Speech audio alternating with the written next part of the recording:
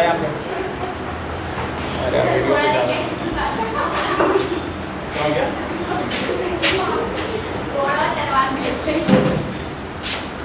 चल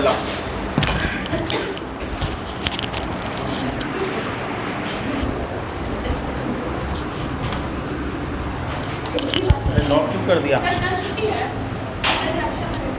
नहीं नहीं नहीं नहीं, कोई छुट्टी नहीं नहीं है, कोई छुट्टी नहीं, कहीं जाना है आपको सर? हमको नहीं पता, एग्जाम आ रहा है, क्लास सारा मैथ क्लास डाले जा रहे हैं,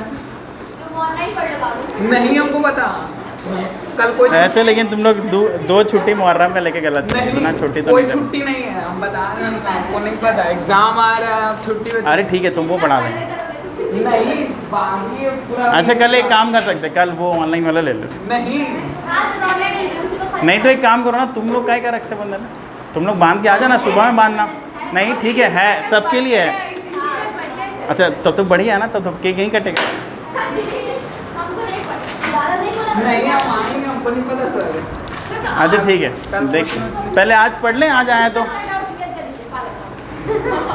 हम 1 घंटा। अच्छा ठीक है, हम अभी 2 घंटा रुक जाते, एक्स्ट्रा पढ़ा दीजिए हमको, मंजूर है भाई, मेरा ऑफिस भी रहता है यार।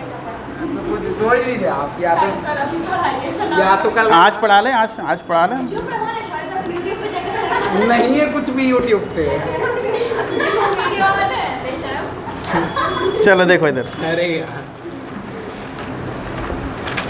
सब रिकॉर्ड किया, डालिएगा हमेशा। सब डला गया, तुम लोग चिल्लाए हो ना। चलो ठीक है, अभी क्या पढ़ाना है? Domestic wiring? नहीं, एक सेकेंड, रेजिस्टेंस इन पैरेलल हो गया था ना। सर कोई छुट्टी डोमेस्टिक वायरिंग सीरीज और पैरेलल। सर कल कोई छुट्टी नहीं है। अरे देखते हैं ना, लास्ट में डिसाइड करेंगे, ठीक है। एक काम करते हैं, डोमेस्टिक वायरिंग, ठीक है ठीक है। देखो लेसन, आज का जो टॉपिक है ना वो है डोमेस्टिक वायरिंग।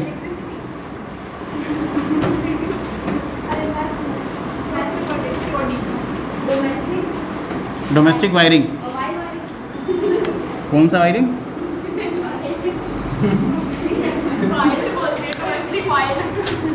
चलो देखा जाए, समझो। देखो डोमेस्टिक वायरिंग का मतलब बस एक ही है कि भाई घर में ना अपने को वायरिंग करना है, ठीक है।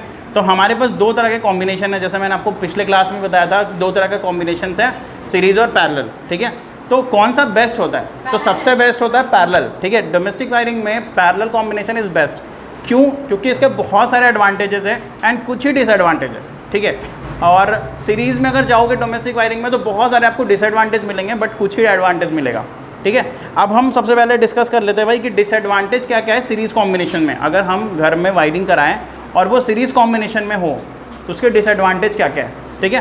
तो देखो सबसे पहला डिसएडवांटेज है कि भैया एक अप्लायंसेस जो है वो स्टॉप हो जाएगा अगर, तो बाकी सारे भी स्टॉप हो जाएंगे। ये सबसे बड़ा डिसएडवांटेज है, क्योंकि सीरीज़ में क्या होता है कि वो एक लाइन से कनेक्टेड होते हैं, है ना। आपको भी पता है कि दिवाली में जो आप चाइनीज़ लाइट लगाते हो, ठीक है, उसमें एक बल्ब ख़राब यानी सब पूरा का पूरा लाइट ही नहीं चलता है, फिर ढूंढना पड़ता है कि कौन सा, ऐसे काई का ढूंढना, हम लोग जाके नया खरीद लेते हैं, है ना।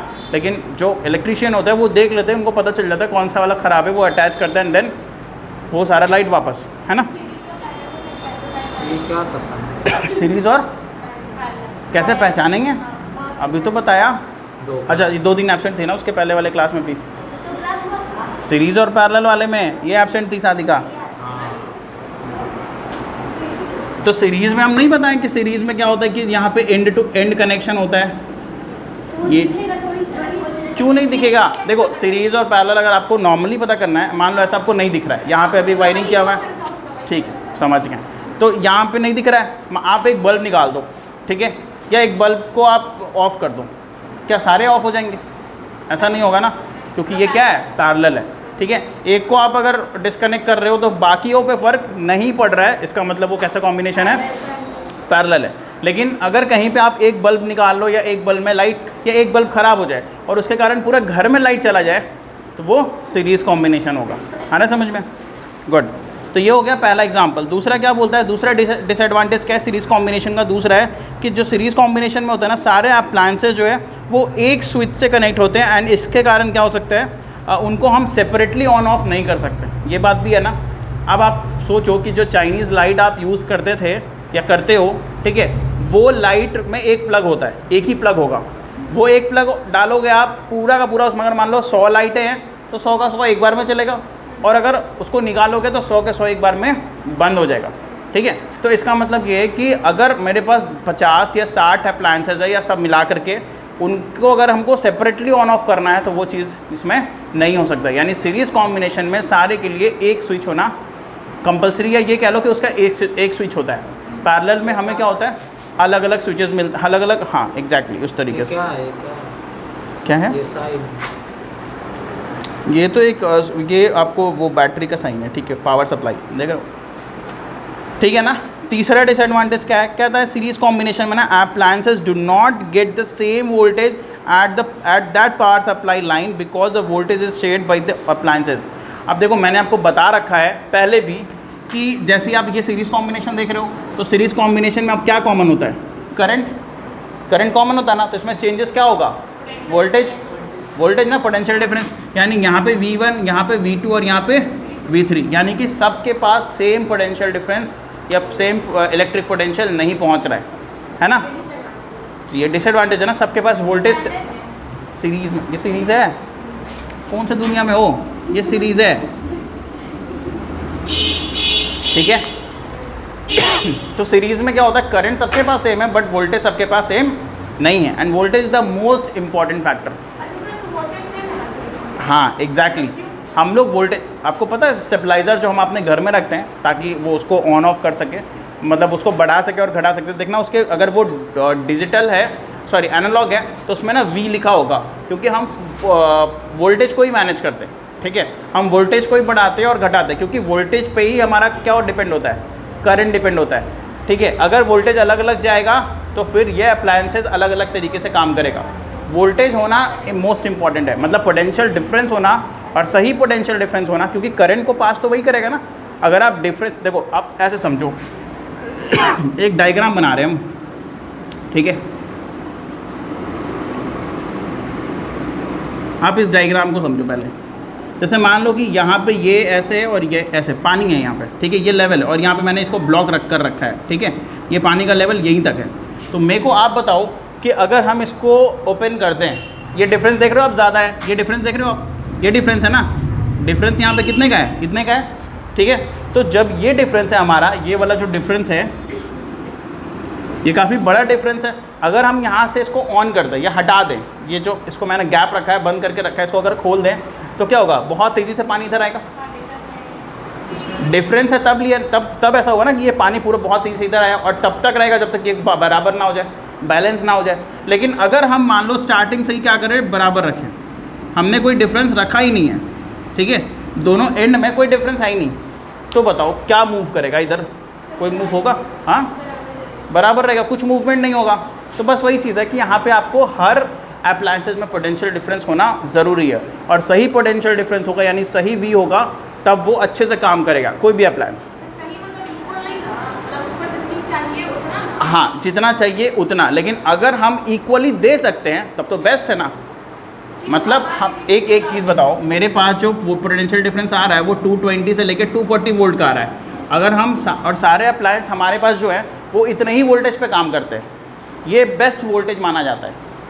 तो इतना वोल्टेज अगर हम सबको दे पाएँ तो बेस्ट है ना, क्योंकि हमारे पास सारे अप्लायंसेज उतने वोल्टेज वाले हैं, कोई कम या ज़्यादा वाला नहीं है, सारे इतने ही यूज़ करते हैं। आप कोई भी एक बल्ब भी खरीद के लाते हो ना, आप देखना एक 10 रुपये का बल्ब खरीद के लाओ, ठीक है, फिलामेंट वाला, वैसे आप तो बहुत कम लोग यूज़ करते हैं उसको, लेकिन अगर आप 10 रुपये का या 5 रुपये का भी बल्ब खरीद के लाओ तो आप देखना उसमें लिखा रहेगा, आपको पता है जो बल्ब होता है छोटा वाला उसको 0 वाट बोलते हैं, बट एक्चुअल में वो 0 वाट नहीं होता है, वो कितना वाट होता है, वो 5 वाट होता है। 0 वाट तो कुछ हो ही नहीं सकता,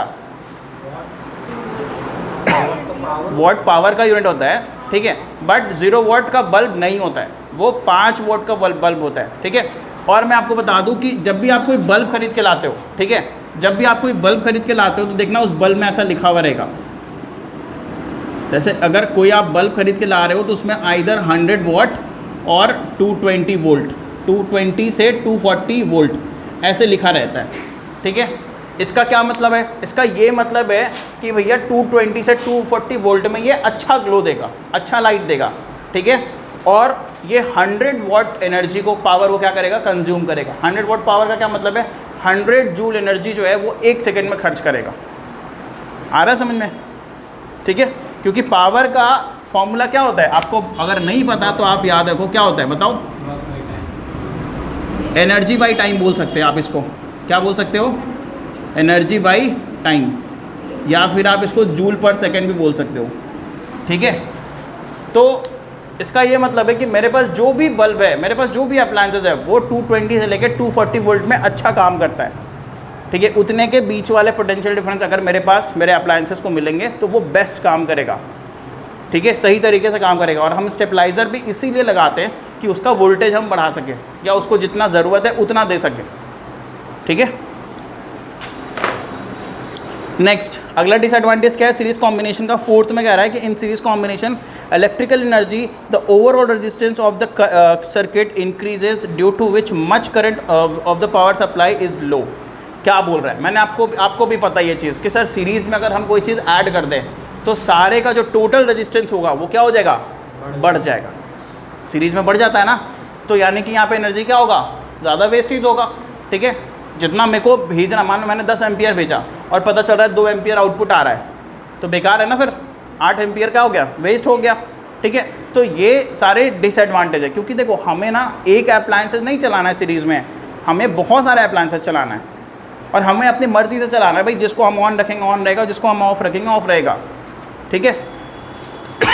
चलो इलेक्ट्रिसिटी तो मतलब वो होता है ना, एनर्जी होता है ना एक तरह का, इलेक्ट्रिकल एनर्जी, हाँ। तो वेस्ट कैसे होता है, एनर्जी ना बनता है ना डिस्ट्रॉय होता है, वेस्ट कहने का मतलब वो दूसरे फॉर्म में चला जाएगा, आपको उस फॉर्म की ज़रूरत ही नहीं है। जैसे मेरा, हाँ एग्जैक्टली, अगर हमको मान लो बल्ब चाहिए, ठीक है। अच्छा ये बताओ, आपको पता है ये आजकल LED बल्ब क्यों यूज़ किया जा रहा है, ज़्यादा यूज़ करते हैं लोग, और फिलामेंट वाला बल्ब क्यों हटा दिए या कम यूज़ हो रहा है, क्योंकि उसमें वेस्टेज ज़्यादा है। अब जितना लाइट हमको 9 वाट के बल्ब से मिल रहा है, ठीक है, उतना ही लाइट अगर हमें 100 वाट के बल्ब से मिले तो हम कौन सा प्रेफर करेंगे, ऑब्वियसली बात है 9 वाट वाला। क्यों, क्योंकि हमें वहाँ पे क्या करना है, कम इलेक्ट्रिकल एनर्जी देना है, ठीक है। और ये वेस्ट भी कम कर रहा है। वो क्या कर रहा था, वो 100 वाट एनर्जी ले रहा था और ऊपर से क्या कर रहा है, उसको वेस्ट कर दे रहा है। मतलब जितना लाइट देना है उसको उतना ही दे रहा है, ठीक है, उतना तो 9 वाट वाला भी दे रहा है, लेकिन सबसे ज़्यादा वो क्या कर रहा है, हीट एनर्जी में कन्वर्ट, मतलब वो 2 चीज़ें कर रहा है, इलेक्ट्रिकल एनर्जी को हीट एनर्जी में और लाइट एनर्जी दोनों में कन्वर्ट कर दे रहा है। हमें किसकी ज़रूरत है, हमें सिर्फ लाइट एनर्जी की ज़रूरत। हम बल्ब क्यों लगाते हैं, आयरन करने के लिए थोड़ी लगाते हैं बल्ब। ऐसा थोड़ी बल्ब गर्म करेंगे उससे फिर कपड़ा आयरन करेंगे, ऐसा तो नहीं करते ना, कोई करता भी है, कोई नहीं करता, ठीक है, वैसा कोई नहीं करता है, ठीक है। तो हमें आयरन के लिए भैया आयरन यूज़ कर रहे हैं, मतलब आयरन करना है तो आयरन यूज़ करेंगे, लाइट चाहिए तो बल्ब यूज़ करेंगे। अब बल्ब में हीट हो रहा है, मतलब मेरा आधा एनर्जी इलेक्ट्रिकल एनर्जी हीट में जा रहा है और आधा लाइट में जा रहा है, तो फिर वेस्टेज है ना। तो जो काम 9 वाट के बल्ब से हो रहा है वो हम 100 वाट के बल्ब से क्यों करेंगे। नहीं, ये ज़्यादा हीट, मतलब ये हीट एनर्जी नहीं प्रोड्यूस कर रहा। आप देखो, आप अगर 1 घंटे ये बल्ब जला लो 9 वाट वाला और 1 घंटे जो है 100 वाट वाला बल्ब जला लो, देखो वो कितना हीट हो जाएगा, वो इतना ज़्यादा हीट हो जाएगा कि आप उसको कपड़े से पकड़ के निकालोगे, ठीक है। और इसको तो हाथ से भी निकाल लेते हो आप, ठीक है, क्योंकि ये उसको हीट एनर्जी में कम कन्वर्ट कर रहा है और लाइट एनर्जी में ज़्यादा कन्वर्ट कर रहा है, ठीक है। चलो ठीक है, नेक्स्ट है advantage of parallel circuit in domestic wiring. अब देखो डोमेस्टिक वायरिंग में पैरेलल सर्किट का क्या क्या एडवांटेज है। अब जो भी मैंने डिसएडवांटेज बताया ना सीरीज़ में, वो सारा सारा एडवांटेज हो जाएगा किसमें, पैरेलल में।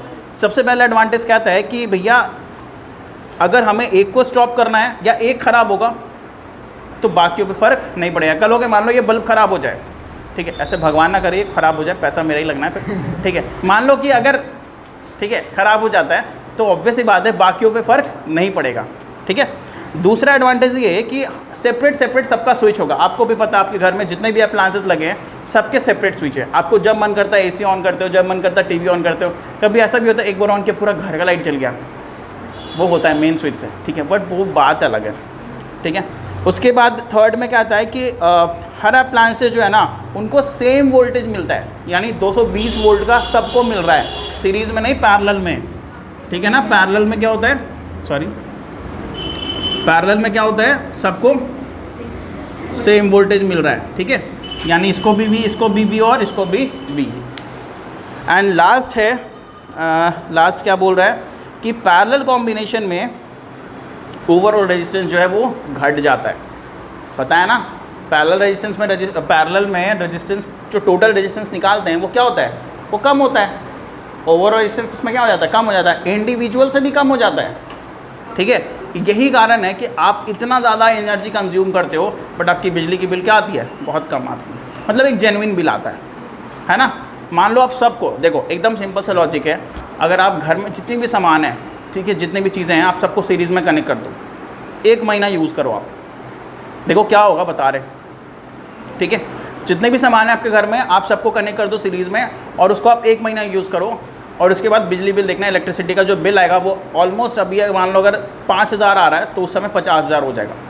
ठीक है, और यही अगर पैरेलल में अगर आप यूज़ कर रहे हो तो क्या होगा, 5,000 ही आना है, क्योंकि यहाँ पे इलेक्ट्रिकल एनर्जी का वेस्ट नहीं हो रहा है। उधर क्या होगा, उसमें ओवरऑल सीरीज़ में कनेक्ट कर दिए सारे का, एक तो एसी लगा हुआ है यार, उसके बाद फ्रिज लगाए हो आप, फिर गीज़र लगाए हो, और उसका इतना रेजिस्टेंस, और सब सीरीज़ में कनेक्ट कर दिए। ओवरऑल रेजिस्टेंस क्या हो गया, बढ़ गया। ओवरऑल रेजिस्टेंस बढ़ने से क्या होगा, इलेक्ट्रिसिटी ज़्यादा कंज्यूम होगा। आ रहा है समझ में, तो बिजली का बिल भी क्या होगा, ज़्यादा कम होगा। सीरीज़ की बात कर रहे थे। ठीक है, अगला टॉपिक है इलेक्ट्रिक पावर। ठीक है देखो, आपको ना 2-3 एडवांटेज डिसएडवांटेज तो याद रखने ही है सीरीज़ और पैरेलल या डोमेस्टिक वायरिंग के। ठीक है, अब इलेक्ट्रिक पावर में आते हैं, जैसे कि मैंने आपको पहले भी थोड़ा सा बता दिया है। एग्जैक्टली तो बताने का क्या मतलब था कि ये इतना बिल आएगा, क्या मतलब हुआ इसका,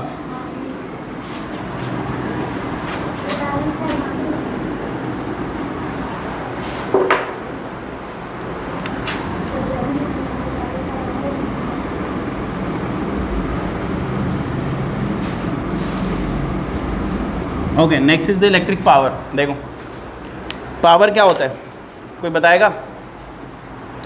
एक वर्ड में अगर डिफाइन करना है तो आप क्या बताओगे, पावर किसे कहते हैं? कंज्यूम पर सेकंड, कह सकते हैं एनर्जी कंज्यूम पर सेकंड, या the rate of doing work, जिस रफ्तार से आप काम करते हो वही आपकी पावर को शो करता है ना। कोई बहुत तेज़ साइकिलिंग कर रहा है, ठीक है, तो उसका मतलब उसमें बहुत ज़्यादा पावर है, लेकिन जैसे जैसे टाइम बीतता है वो धीरे धीरे अपनी स्पीड को क्या कर देता है, कम। इसका मतलब उसकी पावर क्या हो रही है, कम हो रही है, घट रही है ना। तो इसीलिए कहा गया है कि भैया पावर का एक फॉर्मूला है, power equals to work done by में टाइम, यानी जितना हम काम करते हैं और जिस रफ्तार के साथ, यानी जिस टाइम के रेस्पेक्ट में हम काम करते हैं उसी को हम क्या कहते हैं, पावर। ठीक है, इसका एक और यूनिट है, जैसे मैंने आपको बताया कि एक यूनिट है जूल पर सेकेंड। ठीक है, एक तो यूनिट है ही, एक इसका ऐसा यूनिट भी है, एग्जैक्टली वॉट। ठीक है, ये लिख लो आप। उसके बाद इसका एक बड़ा यूनिट भी होता है, जैसे कि हाँ जी 1 किलोवाट, तो 1 किलोवाट इक्वल्स टू